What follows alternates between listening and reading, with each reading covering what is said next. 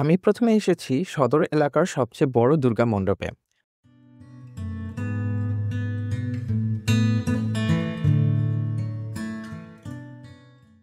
ভেতরে ঢুকতেই চোখে পড়ে দারুণ সাজসজ্জা, রঙিন আলো, ঝলমলে কাপড় আর ভাস্কর্যের কারুকাজে পুরো পরিবেশ একেবারে অন্যরকম হয়ে গেছে।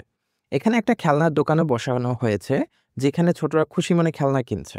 সবচেয়ে মজার ব্যাপার হলো তারা একটা ডাইনোসরের মূর্তিও বানিয়েছে। পুজোর মণ্ডপে ডাইনোসর দেখে সত্যি চমকে গিয়েছিলাম।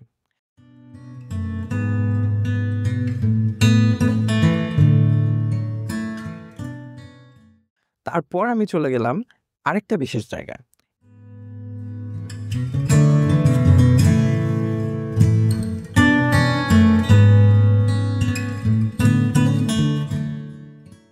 এটি আমাদের দেশের একমাত্র স্থান যেখানে একটা মসজিদ আর মন্দির পাশাপাশি রয়েছে।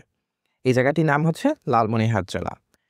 একসাথে দাঁড়িয়ে থেকে এই দুই ধর্মীয় স্থাপনা আমাদেরকে সহাবস্থান আর সম্প্রীতির এক সুন্দর বার্তা দেয়।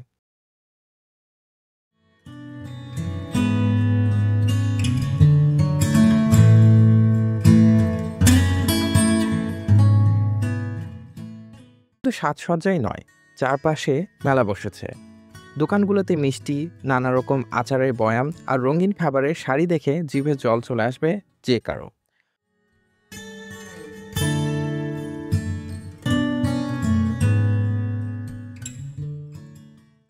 পুজোর উৎসব আর খাবারের আনন্দ দুটোই একসাথে উপভোগ করা যায় এখানে।